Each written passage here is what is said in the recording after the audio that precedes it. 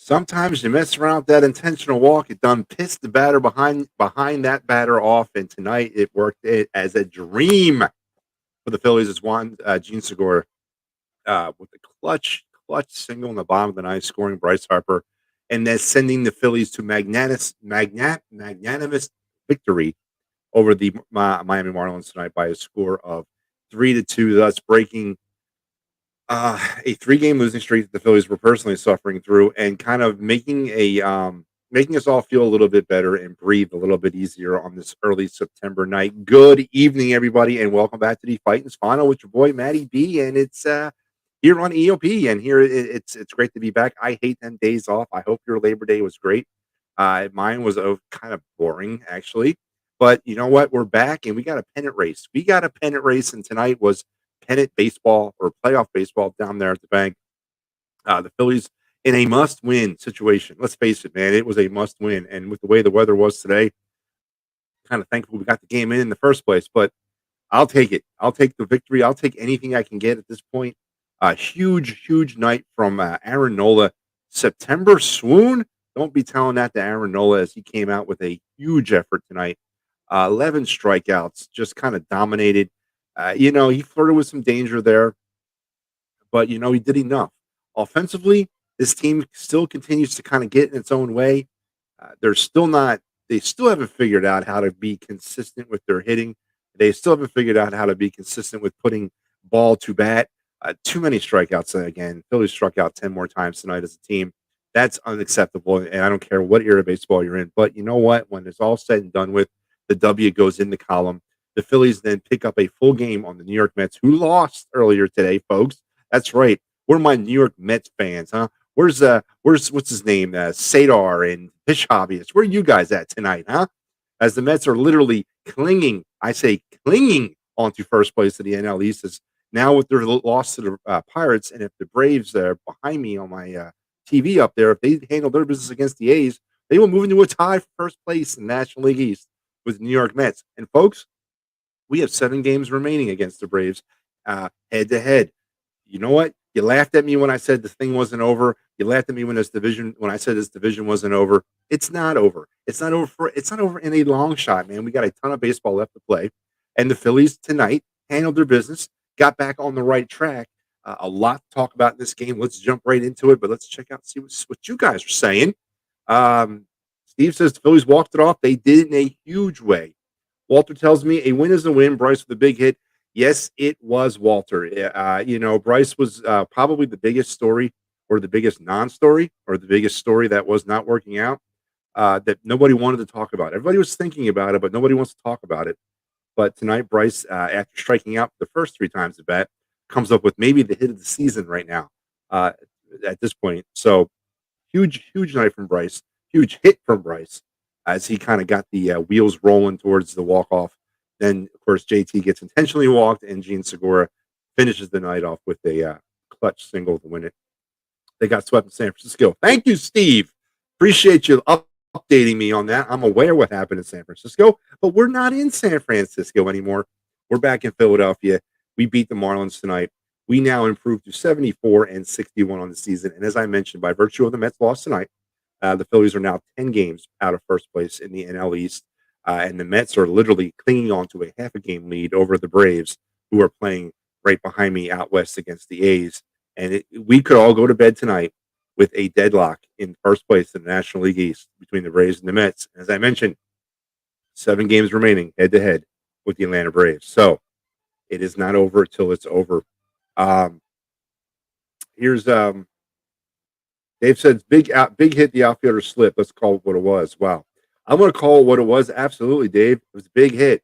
I don't care if he slipped, he fell, the lights got in his eyes, a bee flew into his face. I don't care what it was. It's baseball. You play it. You play what you get. You get what you can. Kyle Schwarber was blinded all weekend long in the sunlight in San Francisco. No one seemed to give any kind of props to him. So it is what it is. Outfielders slip, balls drop. It happens all the time. I'll take it where I can get it. This is September baseball. This is playoff baseball. It happens like that sometimes. Let's go to the line, as Dave's going to piss me off right off the bat tonight. Let's go to the line. So the Marlins would finish with 2 runs on 6 hits. Phillies 3 runs on 6 hits. No errors for anybody. A clean defensive game, I guess, for the exception of the outfielder slipping. How it all went down. Edmundo Sosa got things going for the Phillies in the bottom of the third with his first home run as a Philly, right off the foul pole down there, straight down the left field line, make it 1-0. Brian Anderson would get things going for the Marlins in the top of the fourth as he would knock in Joey Wendell to tie it at 1. Then Alec Bohm would sac fly in Edmundo Sosa to make it 2-1 Phillies. Brian Anderson would then sac fly in Charles LeBlanc to make it 2-2. And then the big hit, Gene Segura would knock in Bryce Harper to make it 3-2. Phillies walk it off. That is how you got it. On the line individually for the Phillies, Kyle Schwarber, once again, a very quiet 1 for 4 night. Two more strikeouts to add to his list. The one hit he had was a kooky bloop single that was kind of off the second baseman. But you know what? It was a single. I guess when you're slumping, you got to get him where you can. Still not liking it. I still want to see him move there. He needs to go down the lineup. Reese was 0 for 3. Alec was 1 for 3, or 0 for 3 with an RBI. Sorry. Bryce Harper 1 for 4 with that huge run at the end, or the big hit to get things going in the end. JT 1 for 2 with a couple of walks. Gene Segura 1 for 4 with the hit of the night. Matt Verling 0 for 3. Dalton Guthrie got his start tonight out there in right field. He went 0 for 3. And Edmundo Sosa, I'll be giving him Offensive Player of the Game honors. 2 for 2, 2 runs, and RBI. He had the big home run. He also walked once. So big night from Sosa as he assisted the Phillies in winning this game. On the Marlins side of things, John Birdie was 1 for 4. Joey Wendell 1 for 3. Brian Anderson 1 for 3 with 2 RBIs. Garcia was 0 for 4. Garrett Cooper 1 for 3. And then Miguel Rojas 2 for 4. That was pretty much it. Pitching, big September effort from Aaron Nola, 6.5, 4 hits, 1 run. It was earned. He walked 2 and struck out 10. Jose Alvarado came on, pitched a clean half inning. Brad Hand, not so much a clean half inning, kind of struggled, labored a little bit, gave up a run on a hit.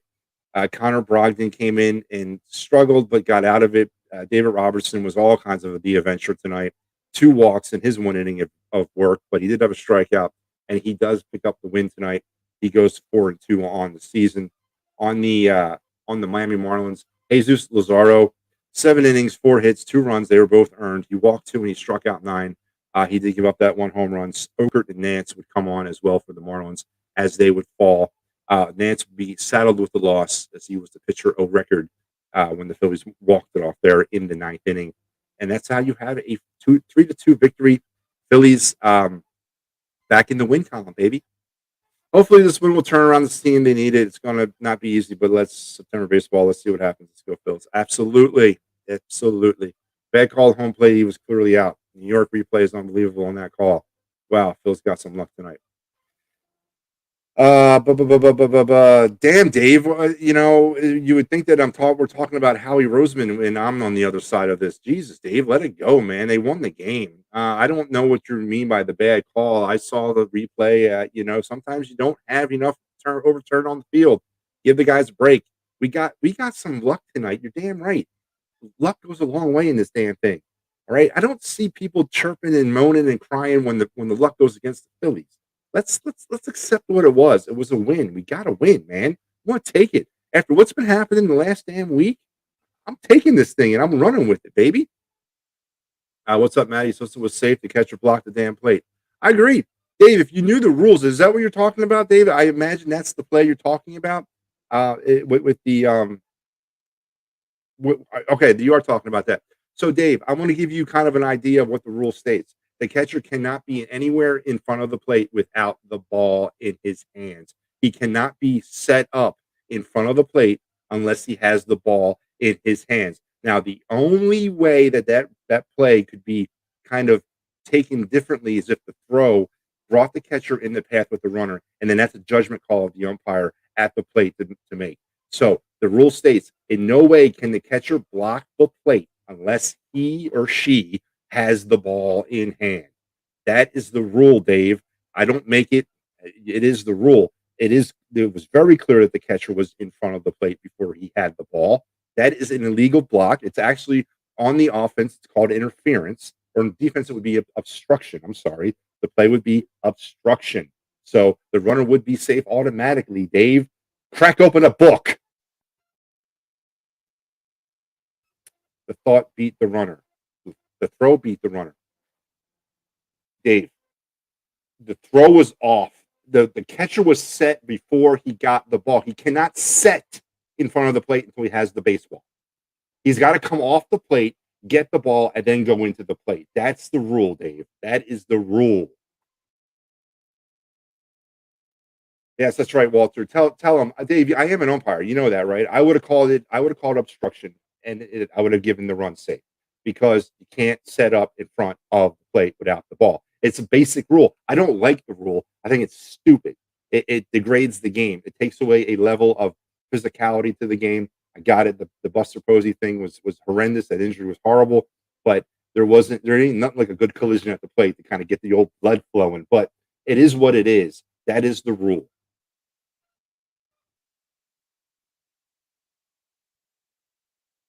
Again, here it is. I love this. This is hilarious, Dave. You don't understand how you say. All right. So Ellis says, nice win tonight on my birthday. Well, happy birthday, Ellis. I wish you a very happy birthday. My daughter has my oldest daughter's birthday is next week. So September birthdays are always kind of it's kind of a weird birthday to have as a kid, but happy birthday.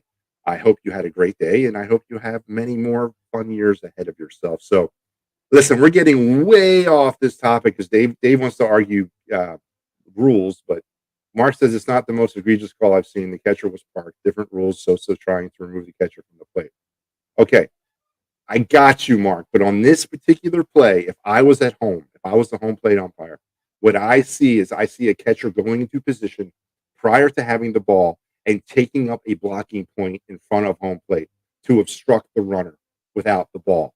That's what I see in this situation. You're right. Every one of these situations are different. There's a lot of different the things happen like this. 1 second, boom, boom, boom. But in this play, the catcher purposely set up in front of the plate prior to him having the ball. It's very clear if you see that. That is the rule there. And you're right. New York looked at it. I mean, hey, if the ump missed it on the field, you send it up to Manhattan. I know the guys. I know a couple of the guys that actually work in that booth.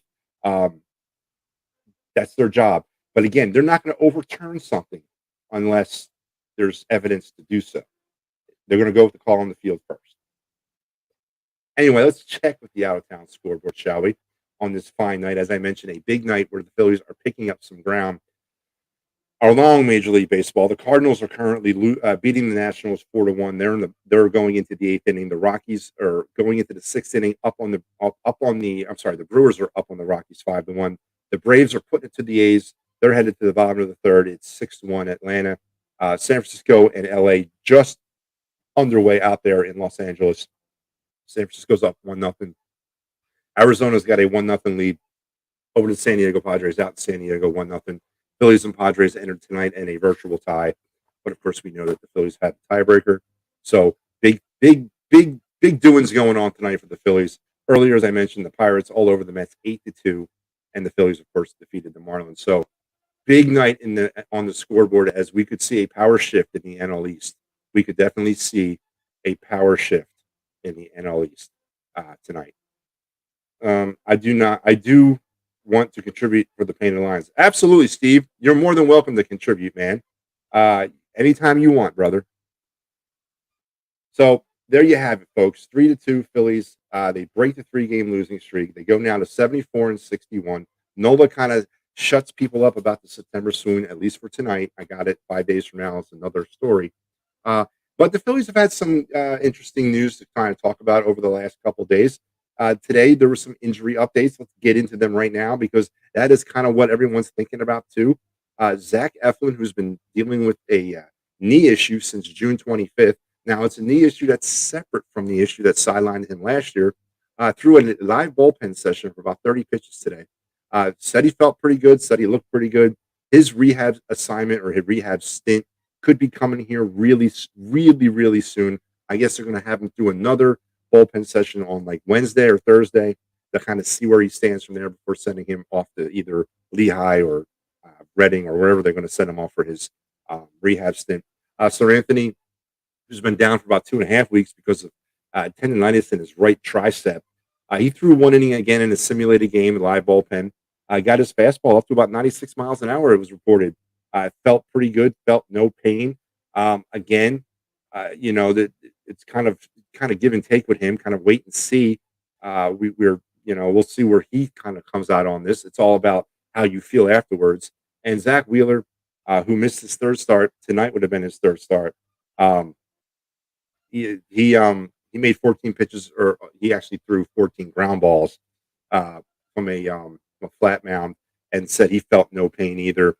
He's getting better. They may or may not even actually give him a or a rehab stint. I would definitely think they would at this point. All the help that we can get as we move forward into the rest of the season is definitely warranted. And a lot of the question came up tonight. Where do you put um, where do you put Zach Wheeler or Zach Eflin in this? Is he a starter or is he a bullpen piece? Um, that's a great problem to have. It is. It's a really good problem to have. I would definitely want to put him in the rotation. I don't have a problem going 6 deep in the rotation right now. Save some of them arms as we make the push for October.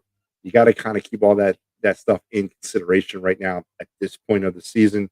And Zach Eflin, who has not thrown since June 25th, maybe maybe we do. Maybe he's a long reliever in the bullpen. I don't know, but it's a great, great, great problem to have. So anyway, that is your injury update on the Phillies right now. So here's the thing. Tomorrow, we're going to get this thing kicked right back up. The Phillies will be at it for game 2 of this 3-game set, 6:45. First pitch at the bank. Trevor Rogers gets the ball for the Marlins. He is 4-10. His 5.57 ERA. Bailey Falter 3-3, 4.08. Will get the nod for the Phillies. And what do you guys think? Bailey Falter getting his third straight start. Seems to be the magic man lately for us. Came in last week, stabilized things a little bit. The series against the Mets, he had a huge, huge victory in that doubleheader on Saturday. So definitely need another big start for him tomorrow night. As we got to really kind of we got to figure some things out, man. We got to win. We got to win some games, and tomorrow is an opportunity to win the series, and just kind of keep this thing rolling. So 6:45 start tomorrow. The call is what it is, but 99% of the time, Homer's out at home. Well and real. I disagree, Dave. It is not 99% of the time. It's obstruction, Dave. That's what the call should be 99% of the time. That was a classic case of obstruction. If I was teaching young umpires what obstruction looks like at the major league level, I would show them that tonight.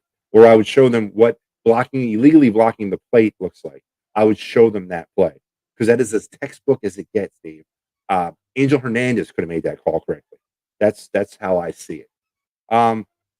So listen, that's going to pretty much wrap me up. Let's go off and pay some bills real quick here on the Edge of Philly Sports Network. A big week here on the network, as it always is.